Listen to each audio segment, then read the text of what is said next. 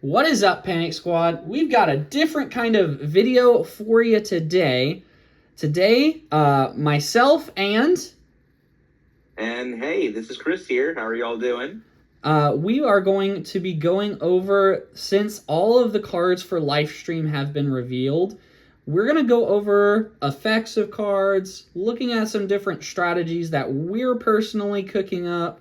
There's one that I'm definitely more excited about than any of the other ones, but we'll get to that when we get there. Chris, do you have anything you want to say about the set in general before we get into the card by card? Let's just be honest here. Livestream seems to be like it's going to be shaking up a lot of different strategies. Honestly, I'm looking forward to just going through and kind of looking through the cards, just kind of scrolling through and seeing what they're actually offering here. They've been doing so many reveals for these cards, and some cards have definitely had better effects than others, but I think that there's becoming more of a variety in what strategies can be done. I don't know, it might even call back to some cards from previous sets that you combine with this new set, and I think it's going to start making some very interesting plays. There are definitely some things that I think are stronger than others, but 100%. I'm excited to see what's going to cook up. We'll talk about iWooly when we get to iWooly. That's right. But overall, I agree with you that this is definitely going to shake things up. I was looking at a deck today that I have been building and prepping for Lifestream, and I took out the card that did not function well, and the card that I took out because it just wasn't good enough, it didn't meet the standards of what this deck needed to do, I took out a Strabbit. So heresy. Taking out one of the best cards of Elestrals, and taking that out, it feels so much better without it, because everything needs to be so succinct now, and strategies are changing. Yeah, it's to the normal play. I guess you would say. Every deck list I've ever seen, they're always like, oh, you got to have a Strabbit. Always got to have the 3 of Strabbit. Put the 3 bunnies in. You can't have a deck without the 3 bunnies. And I get it, but that is interesting that taking it out actually works better for you. So what did you replace it with? Because it's an Earth focus and centric, I took it out in Change of Rummagem. Now I'm still going to go through playtesting, and I might end up putting the rabbits back in, but taking them out was definitely something that I feel like is going to help the deck rather than to hurt it. Now remind me what Rummagem does again. It searches for a 1-cost Earth Elestral. Oh, okay. And so rather than have the bunnies here in the hopes of getting it pulled out. Okay. I want to go specific. I'm wondering. I know you put. I'm wondering. I know you have Rummagem in there, but I'm looking at some other cards that are coming up in the new Livestream set. I kind of wonder what if you were to put those in there. But we'll get to those. We'll get to those. First off, on the spirits, just a quick note. The spirit effects are the same. We're not going to take too much time, but I feel like some of them are like really stepping up the art game for Elestrals. Oh, yes. It's amazing. I love the artworks. And in particular, I'm looking at the Zaptor right now that's coming up in this new set. The cute and cuddly. As much as I love it, he's such an adorable little guy, but he looks like he's about to get in so much trouble. Yeah, that's hilarious. That's our cat's energy right there. Yeah, someone had a lot of pent-up aggression when they were making that art. Yeah. And it's showing. So anyway, to kind of scroll down and get to the functional cards, we're going to start with the Earth cards, at least the Earth Elestrals. Really, nothing in the first 8 like super stand out to me.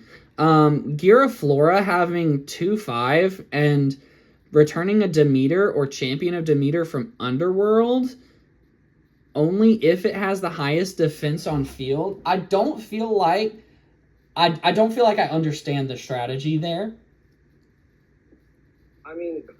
I could foresee it being something of a useful thing, but you got to think, if you're going to pull something back from Underworld, you're going to be dealing with mid to late game here. Yeah. And at that point, if there's a 2 cost on field, that 2 cost typically, if it's going to have a lower attack, it's going to have a higher defense. Yeah. And you're also going to run the risk of this. If there's a bunny on field, its effect is useless. Let's just be honest here. Technically, that is incorrect because of stat ties. Just like with Race to the Top, if you have 2 bunnies on field and they're both at 6 defense, you just technically get to choose at that point which one gets destroyed with Race to the Top. So functionally, it would work with a Strabbit, but like other stuff, no. And I understand kind of why. Okay. I understand why we're getting like not a lot of Demeter cards. Like we've got the Gigaflora, the 5/7 2-drop, expending Earth and discarding it in order to search your deck, and then special cast. I don't feel like I understand, because that's not really what Demeter wants to do, is mess with the underworld as far as I'm tracking. Right, because here's the play then, if you had to. So the idea is what? Discard the Gigaflora and expend 1 Earth in order to search out your Giraflora in order to play a Demeter, or what is it? And then and then if it has so when you play it, then you can like target that Gigaflora and then put it back into your hand. It's interesting. It seems like an interesting way to swarm the field. I could foresee it being something of a good play, like if you're trying to set up a high defense strat. But it almost seems like, I mean, by the time you're getting like as much as you can on field, you're expending like 3 spirits and then using 3 to cast. And then hoping you can ascend into the Gigaflora at some point to just set up more defense because it only has 5 attack. I don't know. It seems like it sets up a good shield, but doesn't go anywhere from there. Yeah, and then even the Moss Station champion doesn't. It kind of seems lackluster, but I understand, because the main focus, of course, most of the Earth cards are not champions of Demeter. They're champions of Dionysus, and this is where my brain gets rolling, because I think that Daze and Enrage is one of the best mechanics we've had introduced. Oh yes, status effects coming into the play. I'm actually so excited to see how this plays out. And I'm not too excited about the Sproutier line. Nexusing to search for a champion of Dionysus or Dionysus's Madness. Now, I will say this. When we get to Dionysus's Madness, I will go out on a rant. In my personal opinion, I'll save my personal opinion until we get to that card. But the Satember and the Centaur are they work well with each other, but I think they're just a little bit niche. Right. And I understand that. But I almost wanted to bring up this idea. You know, I understand that Wasp Ivy is becoming a very beloved Elestral in this new set. For me, yeah. And I kind of wonder, because, especially for you, I'm trying to remember, Cyanectar and Wasp Ivy are both champions of Dionysus. I'm almost concerned about the idea of, what if you were to run a Sproutier champion of Dionysus, and then I know it involves the Nexusing, but if you were to run like Altar of Stars, and you know, make sure that you can keep that Nexusing happening, especially since you are setting up a 5 defense Elestral that can both search out a champion of Dionysus, hence Cyanectar or Wasp Ivy, depending on which one you want, or a Dionysus Madness, which works well with the Cyanectar and Wasp Ivy line.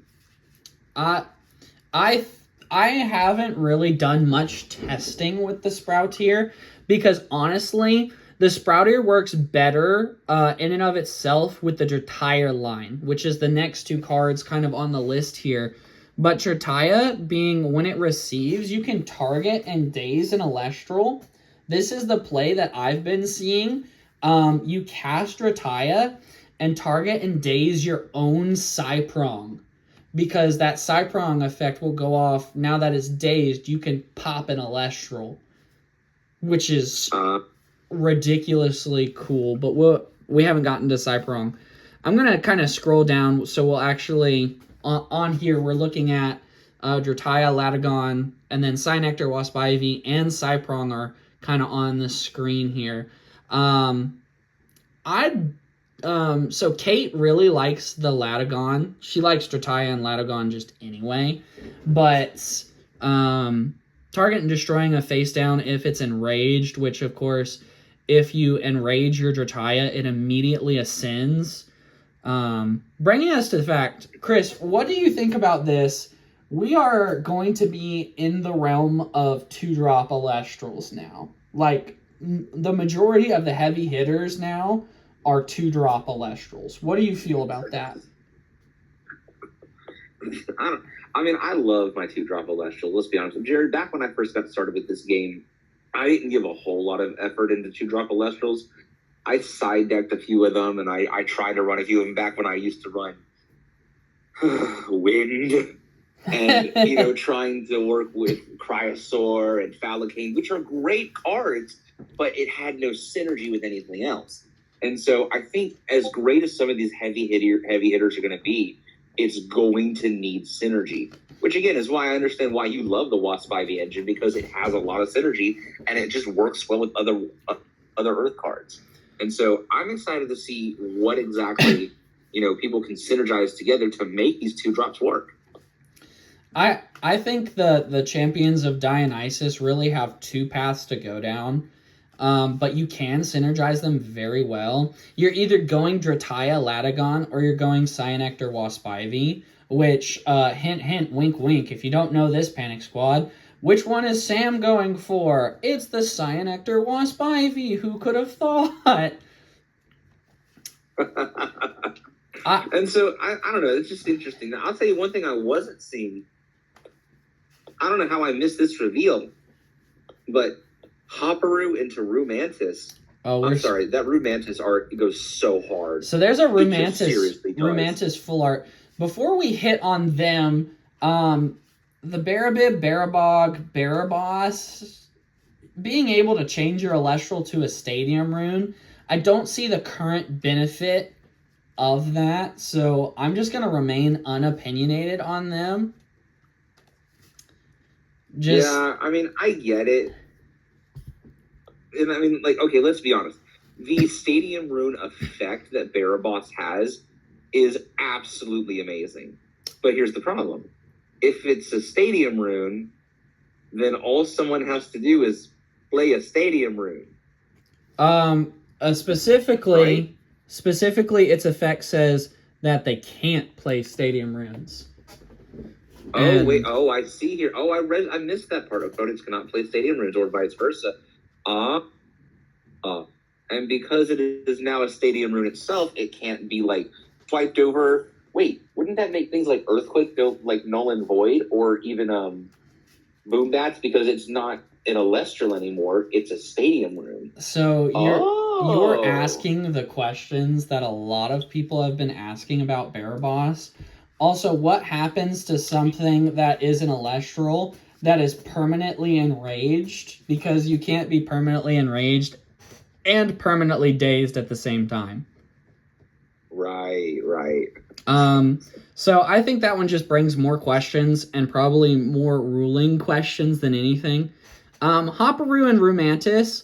I love the Rumantis art.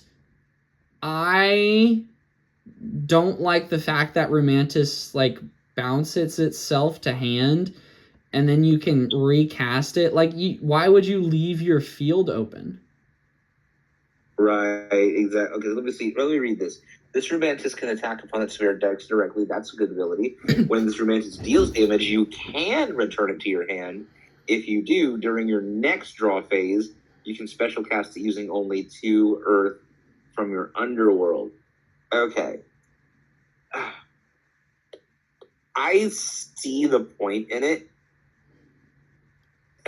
In one sense, I look at it and I say, okay, this is to make sure that you are constantly able to deal 2 spirits of damage every turn, as long as, there's nothing like a Gorgon's Gaze or a Shield of Achilles. Shield of Achilles, which are the 2 kinds of runes that people are running a lot of now. Because let's be honest, I think that Shield of Achilles has become much more useful since the set has been announced.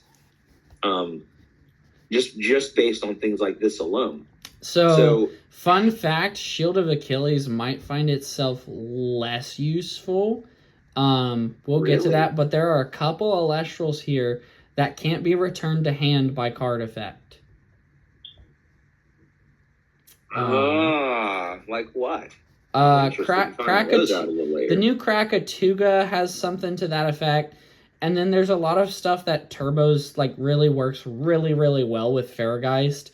I hope Farrageist gets banned this set instead of just set to 1. Right. Yeah, that would be a bit interesting. As far as the fire stuff goes, I don't really see anything here that really, at least of the Elestrals, that really catches my eye and makes me say, I want to play this fire stuff. Yeah, I mean, Kinleo, Champion of Hestia, is actually pretty good as far as, like, you know, if you need to heal. It's a 4 attacker. I mean, I could see the benefit in running something like Kinleo, at least for healing. And then trying to maybe get the Leonite on field. I mean, it's got its own benefits, but I will say this, pointing to the Kinleo, don't you just love the Lion King reference in the art? 100%. I love that. But I mean, Hakuna Matata, my friend. I will bring this up. Kinleo, as well as now a bunch of Elestrals, bring about a problem. Okay. There's too many cards that heal now. Which means we're going to see a specific card make a resurgence. Matter of fact, in my testing for my Waspivy deck, yeah, Spoiled Fruit. I have Spoiled Fruit in the main deck for the Waspivy deck. And I mean, why not? I mean, there's all sorts of cards that do so much healing nowadays. I mean, and let's be honest, I love water. That has probably become my new favorite typing. Do I think it's the strongest typing? No, but I love it. And I do love trying to play, why can't I remember its name right now? You know what I'm trying to talk about. Kuribus. Oh, what? Kuribus, yeah. Kuribus gets spoiled fruited. I had Firestorm. I was playing at our locals today, and I had a Firestorm Majesty get spoiled fruited today when it had 4 spirits on it. Oh, goodness gracious. Yeah, that hurt. Yeah, that's never fun. And so it's interesting. You're seeing all these things that are going to be making a return. Again, that kind of, not necessarily synergy, but counter power. Oh, yeah. I think the 2 standout fire cards, though, if we're going to get back on track to that, Hellmelt and Smeltung are showing us that there's another path that fire might be wanting to go, and that's the discard mechanic. I see. Which we've had with Comagma, but now we have, because there is an Invoke rune that's essentially a fire earthquake now. But it involves discarding cards. So that might be something that's coming up, and we're just getting tastes of it now. But yeah. I see. Okay. Like Smeltung here as another 2-drop. Honestly, not a terrible card. Because it's an 8 attacker that has 3 defense. So guess what? If I remember correctly, Cryoblast won't work on it, unlike Kuribus. But its ability is so different, in my opinion. Yeah. If you can nexus up to 2 fire, when you do, you can discard your hand and draw that many cards. When this Smeltung is sent from your hand to the underworld, you can enchant up to 2 fire from your underworld to your field. I mean, not a terrible way to play. There's no synchronization with it right now, unless you do that with Comagma and you Comagma send it. But I have a feeling that we're going to get some more fire discard, and that's going to really bump up fire's play level. Your thing here, Champions of Poseidon are what are showing up. So we got some water here. I will note that Smeltuga and Krakatuga are champions of Hephaestus. Smaltuga being able to special ascend into Krakatuga if you have an artifact rune.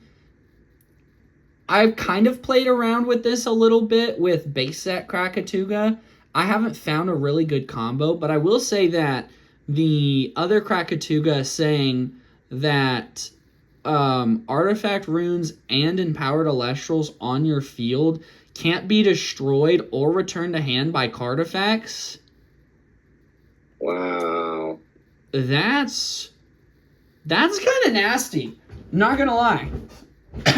And for it being an 8 attacker too, is so good. Putting that in with a fire artifact package is definitely something that I'm cooking up. Yeah, an 8/4/2 drop. And that's actually amazing. And if it has an artifact on it, its stats are swapped, so it's an 8 attacker. Yep. This empower Krakatuga is that's amazing. And I mean, like, if you have the artifact rune that you can reveal from your hand, you just attach it. That is so good. But here's the problem, though. Well, let me read Krakatuga's effect real quick again.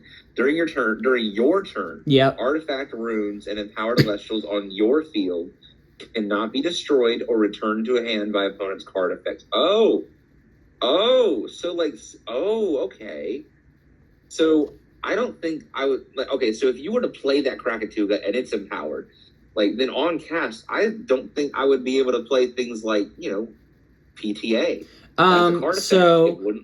Technically you could play the PTA because that would go on cast before the artifact would be empowered. I'd have to look into it and see what the ruling is.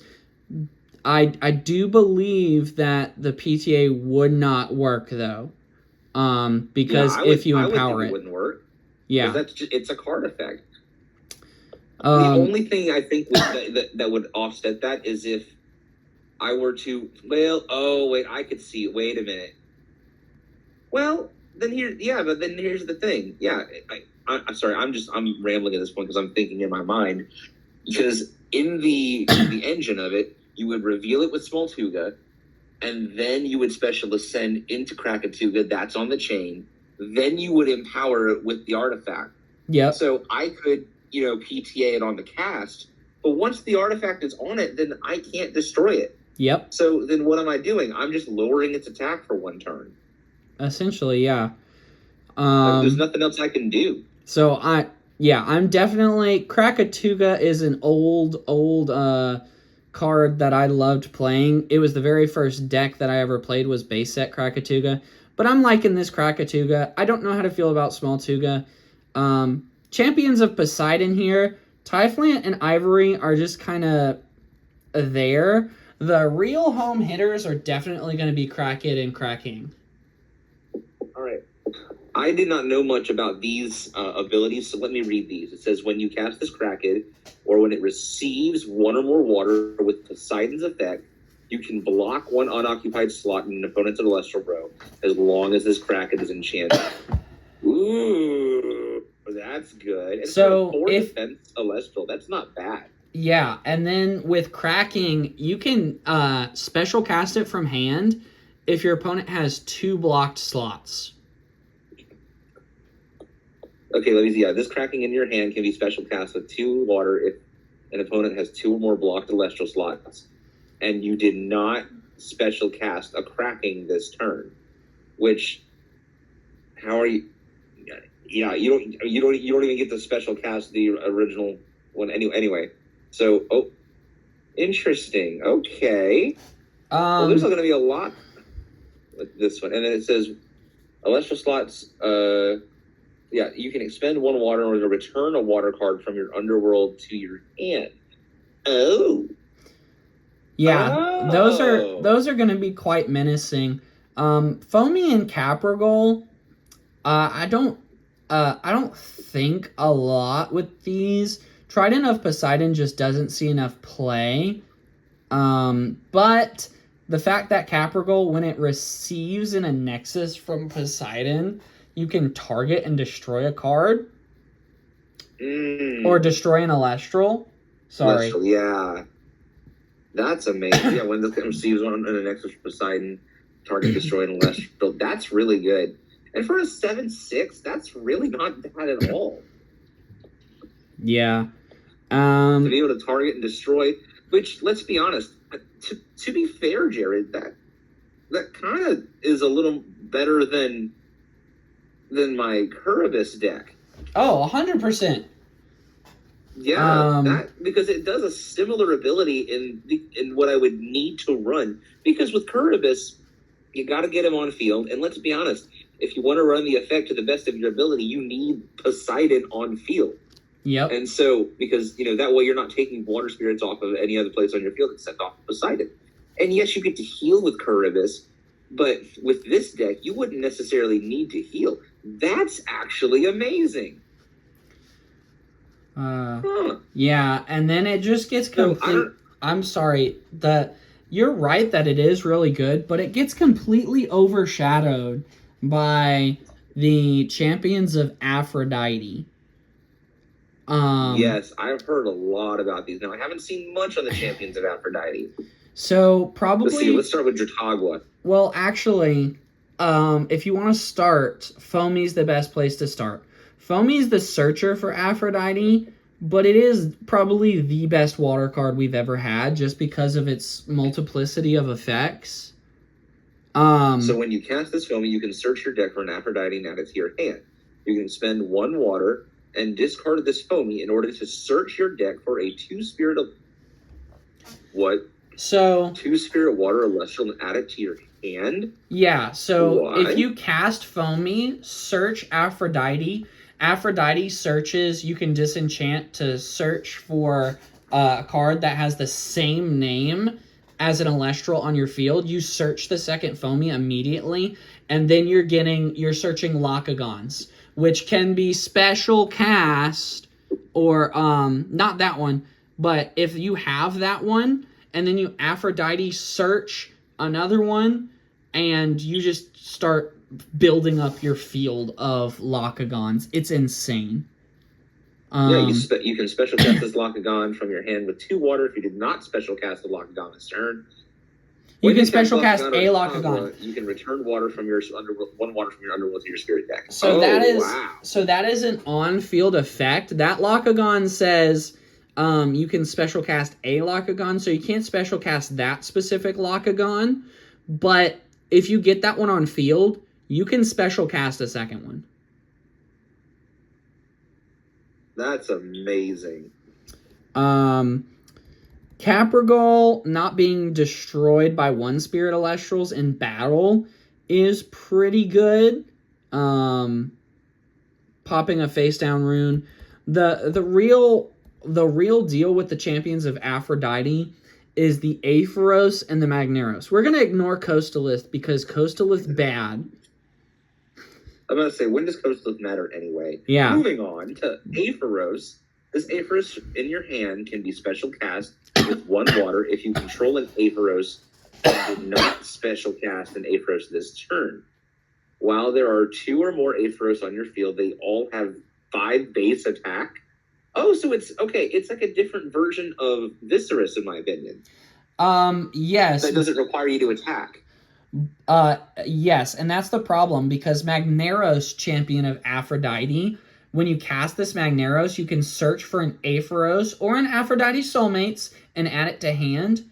When this Magneros is enchanted, it also counts as Aphoros, which means you can cast the Magneros turn 1, search the Aphoros, special cast the Aphoros. They're both 5s. Yep, that's amazing.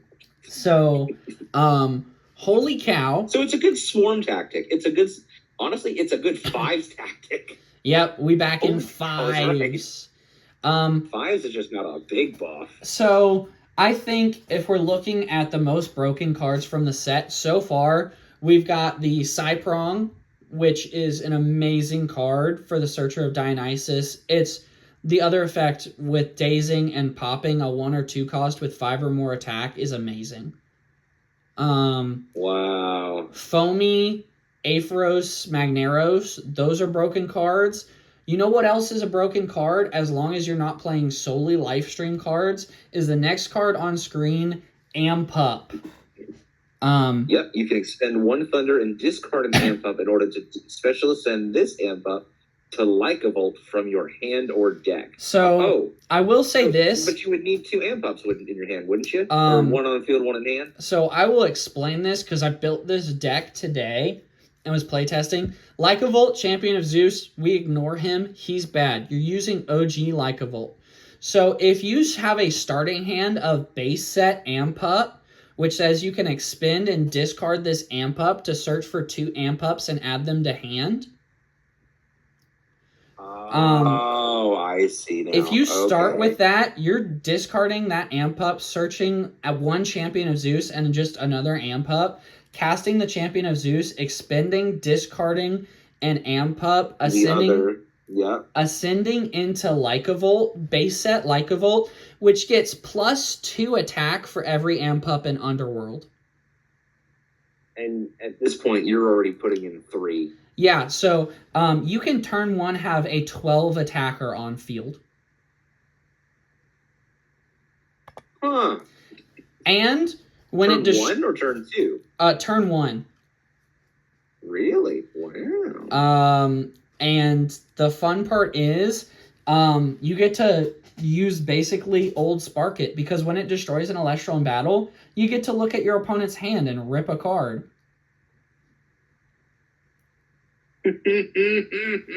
So, Amp Up Champion of Zeus is broken because of that. Spark It Champion and Gadabolt Champion. We have a Zeus Searcher now. Nowhere near as powerful as Elechik. I think that's reasonable, but I have to say, if you don't need Zeus, like, that Spark It's kind of useless and feels like a dead draw if you already have a Zeus in hand. Yeah, that's true. I'll tell you one thing I must have missed was this Gadabolt. I just want to read it. When you cast Zeus or a Thunder Invoke rune, you can a special cast a 1 Spirit Thunder Elestral from your hand. Okay, not that great. While you have 5 or more Enchanting Thunder on your field, this Gadabolt is unaffected by opponent's Invoke rune. Oh, so it requires some setup. But if you can set it up, say with a quadruple enchanted Zeus, and then special, and then special, okay, I see the play, So, but you're going to need this Gadabolt in hand. That's the problem, That's the hard part. There's no way to ascend into it. That would be the one drawback. Yeah, I mean, you could, if you have Zeus, oh, wait, no, never mind. Because, hold on. When you cast Zeus or an Invoke rune, you can special cast. Oh, okay, I see. So would I need Gadabolt on the field to then run the 1 Spirit special cast? Yeah. I guess I would, yeah. Oh, so it's just kind of if you get it out, you can set it up so that you can't be affected by Invoke runes, but you need to get there first, and you need Zeus. Okay, so that requires having, like, 2 1-drops, a Zeus, Gadabolt in hand. That's a lot. Yep. Like, I get it. It's a 9-3. That's hard to hit over. But it's also a lot of setup to get there. Yeah. Next card on the list here is Funglo Charged, which is kind of ignorable. Brontoglow Supercharged, though, is absolutely menacing. So the Thunderstorm deck now, that's coming up with Thunderstorm Supercell, which is a rune that we'll get to, just doesn't let your opponent play. Forcing an opponent... Force an opponent to spend 1 Spirit for each Funglo on your field. While Thunderstorm Supercell is enchanted, your Funglo and Barnacle get +2 attack. Oh, nice. Yeah, so that's a menacing deck that we're not really looking forward to. I will say this, now that we've gotten into the wind stuff, I think it's hilarious because 2 of the wind cards literally are making it to where their cards are not just wind. That's how bad wind is. It doesn't even want to be wind. I don't even want to talk about wind, other than the fact that the Falcane champion of Aeolus card is absolutely beautiful. Yeah. The rest of it, however, I don't even like wind anymore. As much as an Aviolith looks so stupid. I'm sorry. Aviolith, his purpose is to go to the underworld. I don't like him. Nimisail and Terrasail, base set or Frostfall Nimisail's better. Terrasail, is that a 2 cost? Why do you have 1 cost stats? Yep. All water, wind, and tinted Elestrals get +3. Oh, I see. So technically he's a 7/3. But Gorgon's Gaze that battle step. Yeah, cannot be targeted by your opponent's divine rune effects. Oh, and cannot be returned to the hand by opponent's card effects. Oh, I see. So it's a 7/3 that cannot be Zeused, and it cannot be it cannot be Shield of Achilles, but it can be Gorgon's Gaze, and it can be PTA'd. Yep. Then we got Frost stuff. Ursicle is just a bad searcher because it only searches for Keon. All the other searchers, except for the Sparkit one, they have a secondary effect. I'm in full agreement that we'll get to the Enfrostics later, but the Enfrostics should have been the Keon searcher. Yeah. If you're looking at I don't know why. Enfrostics effect, when a Frost Elestral is returned from Underworld with Keon's effect, you can special cast it. That makes more sense to be the searcher. Right. It's interesting. Abominursa. Now, you had mentioned Iwoolly early. Oh, sorry. I'm getting a little ahead. Oh, yeah. Never mind. Abominursa and Glaciersa, you have better bears to play. And why does it have 4 defense?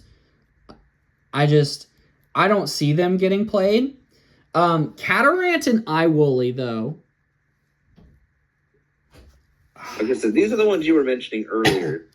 Foretell 4 and send a foretold card this way to your underworld. If you send an Iwoolly this way, you may specially send this Catarant to the Iwoolly from your underworld. Oh! Iwoolly. You can send the top 4 cards from your deck to your underworld, then special cast any number of 1 Spirit Frost Elestrals from your underworld this way. Blistrix just got the biggest buff of its lifetime.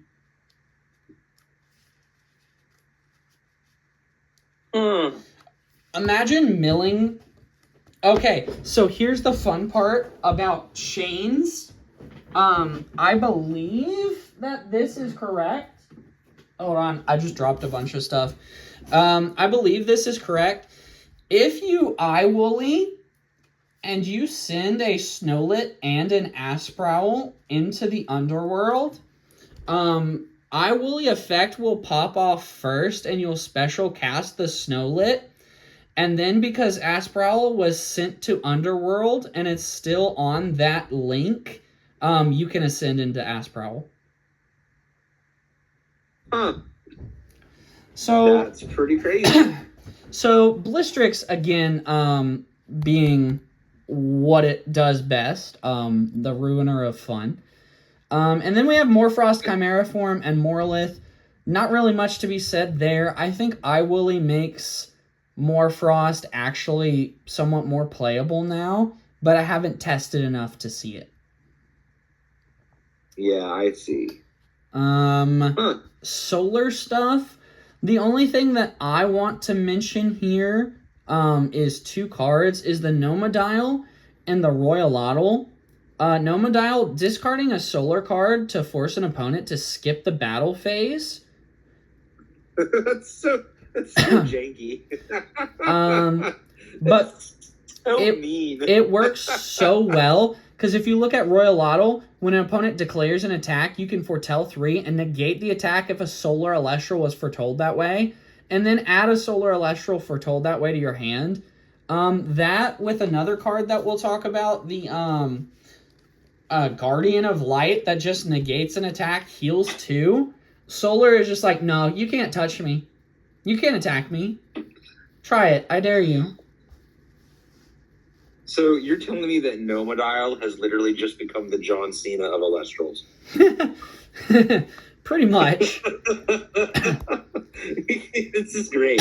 That is so incredibly janky, but it's so good. Also, Chronodile having 10-10 is like oddly satisfying to me. Just to see like same stats across the board. You can expend 2 solar in order to force an opponent to skip the draw phase of their next turn.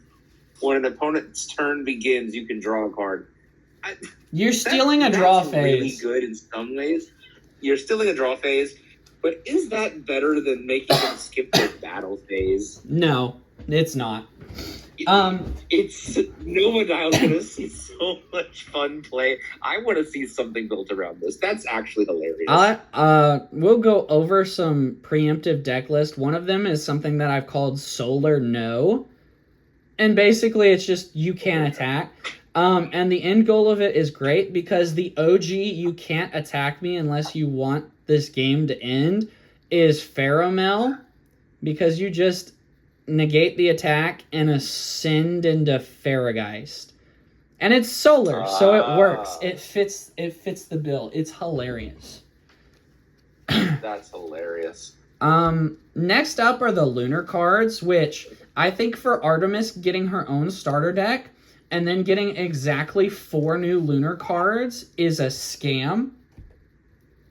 At least for the champions. I will say the Theraheart is absolutely broken because of the lunar counter runes that we're getting. Yeah.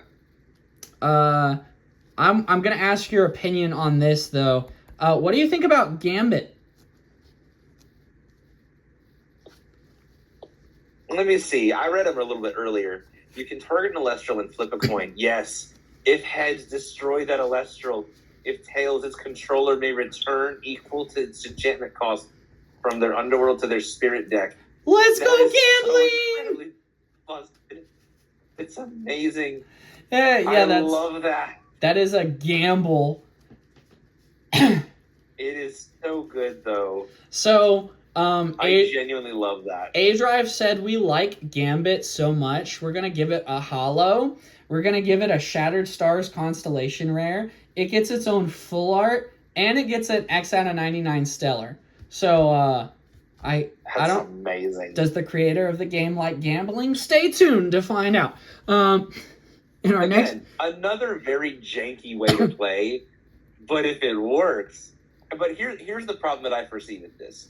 And I understand that, you and I, we also enjoy some, Pokemon TCG Pocket and things like that. Are we going to get Mistied every time? Is that what's going to happen? What's that? Is it going to be a Misty situation? No, it's more of this. It's just the idea that, in Pocket, you can build like amazing decks. And there's all sorts of great decks people build. But and just get far, gambled out of existence. Decks are luck-based decks. And so if I'm lucky, I win. And to me, that just kind of negates the purpose of even having a strong strategy. Because if I can flip heads enough times, you can't touch me. And that's where I foresee this Gambit card going. Do I think it's a great card? Yes. Because it also gives a benefit to, your opponent if you're trying to destroy them and you flip tails. But on the offhand, you might target something on your field in the hopes that you get tails. I don't know. I mean, I could see some different things. I feel like that's a bad idea. But yeah. I foresee it this way. I love the card. I don't want to see too many more like it, though. Yeah, I don't want this to turn into a luck-based game. I will agree with you there. I think Gambit needs to be kind of like a one-of. Maybe get an Ascension that flips a coin. But I think it's funny where it's at. I feel like so many people are gonna side deck that card just because it's funny. 100%. Because it's basically a luck-based. What's it called? Not why can I think of what it's called? The lightning bat. Boom. The boom bat. Boom bat. That's what I'm thinking of. Yeah. It's a luck-based boom bat. But at the same time, it's really fun. So for an introduction to luck base like this, I think that's really good. Yeah. But here's the thing: if we're going to say you can target an Elestral and flip a coin, are we going to get Elestral themed coins for flipping? Yes, we already have them. Never mind. Didn't know that piece of information. Yes. Cool. Yes. You haven't pre-ordered Lifestream, which is understandable. But yes, we do have coins, and I did buy some because there's also markers for Daze and Enrage, and they have Cyanectar and Wasp Ivy on them, and I nice. fell for capitalism. All right. Next up, we have runes. We already talked about Dionysus. Thyrsus is kind of like an Argo trap to avoid tsunamis. I don't know how to feel about Thyrsus of Dionysus. Sisyphus's Boulder is an Earth card that goes in Blistrix. But I was going to say, it just, yeah. But the two Earth cards that I'll point out, one, Poison Nectar, Dionysus' Chalice, is what makes the Wasp Ivy deck now so much more of a burn deck. Because you can also get the regular Cyanectar effect to ascend. This is a searchable burn card. And also, you're making your opponent discard a card. I played a game where an opponent had one card in their hand, and in draw phase, I just double Poison Nectar. They expended 4 and discarded their hand because they had 2 cards. Oh, wow. And then That's amazing. I think probably the most broken rune out of all of this is Dionysus' Madness. I feel like we're gonna see that in so many decks, even if they're not Daze or Enrage decks, just because stopping an Elestral's attack or causing it to have to go to attack during the battle phase is amazing. Right. Which is so good. And it's until your next turn. So say if you, and I know this may not be the best strategy for it, but just kind of putting it out there. If someone is trying to set up a defensive play with a bunny, then if you can set a Dionysus' Madness, then you can force it into attack phase on their next turn, and then a 2-attack Elestral is open to an attack for your next turn. It's an interesting way to get around certain things like that, especially if you're trying to get to where you can target the Spirit deck directly. Yeah. So it's interesting. I'm excited to see what it'll do and how far people will take it. I'm definitely going to be taking this card very far.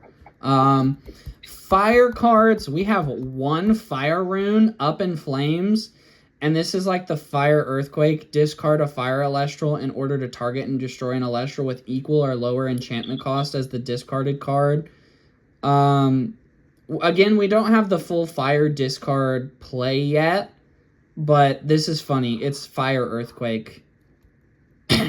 Yeah, that's amazing. That'll be interesting. I'm excited to see what it'll do, and because because like Hellmelton, its Ascension has those discard effects, it'll be interesting to see what happens. Yeah, Aphrodite. I've seen this imagery before. Yeah, Aphrodite.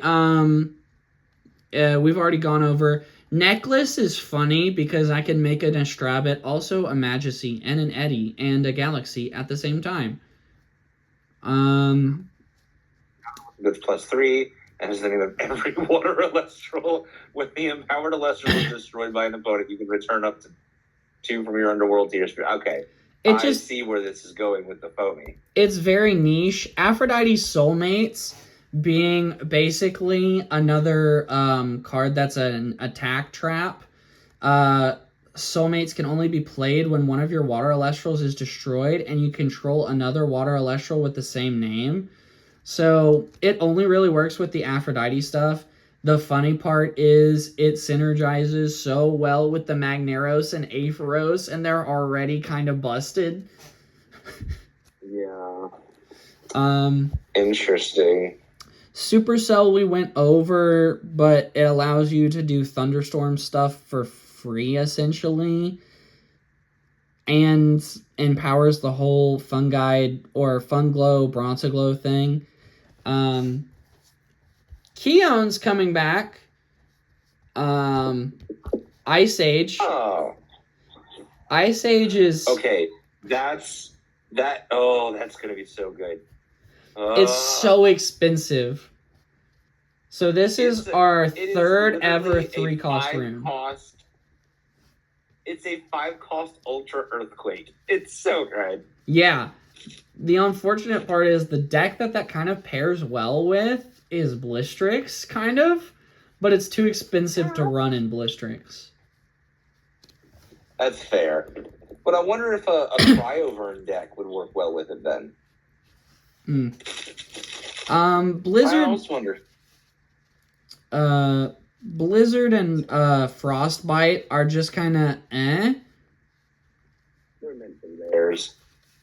Yeah, they really are. They're meant for bears, or they're meant for, like, they're not huge. Just like Solar Burst isn't huge. We're not probably going to see a lot of that unless a lot of people are running solar decks. What we will see a lot of is Guardian of the Light, and we've talked about that a couple times. Just saying no to an attack and then healing too, that's broken. Right. That's really cool. The lunar stuff, PTA is not great. Deadshot being searchable, Rise from the Shadows, those are amazing. Those 2 cards, those are the reason that Farragai should be banned. So with Artemis, the Deadshot can only be played when the opponent casts an Elestral. Just enchant 1 lunar from your Artemis equal to that, or lunar from your Artemis equal to the that Elestral's enchantment cost in order to target and destroy it. Oh, that's amazing! It's PTA on steroids. Yup. And then Rise from the Shadows. The Rise from the Shadows can only be played when one of your Elestrals is destroyed by an opponent. Special cast that Elestral from your underworld using lunar from your underworld. Oh. Basically, you're paying 1 spirit to say, no, you didn't kill my Elestral. You did not knock it out. That's actually neat. I think Lunar Phase, Lunar Eclipse would be good if Leica Void wasn't in the situation that it's in. Dense Fog is kind of weird. Until the next turn changes to an Elestral's attack or defense. From effects don't apply when this Dense Fog is discarded by your Lunar Elestral's effect or an opponent's effect, you can draw 2 cards. I mean... So that's kind of funny. So because... I see it. Yeah. New Galaxy goes to effect. New Galaxy goes to battle to hit over something. That's what I was thinking. You just use that Dense Fog, and immediately those stat changes don't apply. PTA's stat changes wouldn't apply. Zeus stat changes wouldn't apply. I could see it having some benefit. Honestly, I think it's a good side deck card. I think so too. And then we get kind of probably to the weirdest card, and we're just going over the functional cards. Like, the full arts are great, but Asteria's Starfall is 1 spirit. If you do, exchange a spirit on your field with a spirit of a different element in your spirit deck or underworld. Okay. See, okay. Tell me if I'm wrong, but that helps as a counter for some of these cards that are up here that say, okay, well, all cards that aren't this enchantment now have no effect or can't attack or are dazed, or it helps to offset that effect. Because if your opponent does get into that, then this gives you an out. It kind of does. But then you have to make sure that you're running the type of spirits that, help to offset that. Like if you're running against something like Baraboss, right? If you're trying to not be too affected by the Baraboss, but you're running, like a solar or thunder deck, well, then you got to make sure you're running water and earth spirits in there too. Which, if you're running earthquake, could still be a benefit. But then you wouldn't be able to use earthquake unless you're using 3 earth spirits. And I don't know. It just I foresee that's a little bit off-putting. It could work in a 5s deck. Maybe, I think we just simply don't have the other cards that are supposed to go with this. I think this is missing a lot. I don't think it'll see too terribly much play this format. But I could be wrong. People might figure this card out. I've still got a lot of questions on it. I will say this, looking at the full arts, yes, they're very, very pretty. Quickly, we'll just talk about our favorite full art, and then we got to end this video because wow, this is an hour-long video. Oops. I will say this, that's all right. My favorite of the full arts has got to be the resting on your laurels. Okay, that's exactly what I was going to say too, because the bunny just enjoying his day. He's just so chilling. Good. Yeah, honestly. He's just living his best life over there. Yeah, that's an amazing card. Like, resting on your laurels will probably see more play in Lifestream format than it did in Firestorm, but that's just a pretty card. And the fact that it's limited to 1, I kind of want to hunt it. Yeah. It makes it beneficial. I mean, honestly, yeah, I love it. It means that your play set is blinged out of resting. Yeah. So, very fast, too. Yeah. So that's kind of what, Jared. I think we've got a lot of great things that we're looking forward to with this new set. I really do too, and I'm hopeful because Firestorm kind of made waves, and I don't think that it was the best set that Elestrals has done. I think Lifestream will change up everything, and I'm very hopeful for this set. That's what I'll say. And I can't wait to see just how well your new Wasp 5e deck will run. I'm excited to see how this will shake up everything. Yep. Well, I think that's all we've got. Thanks, Chris, for taking the time to go over these cards. Thank you all for watching, and have a great day. Peace out, Panic Squad. All right. Have a good one.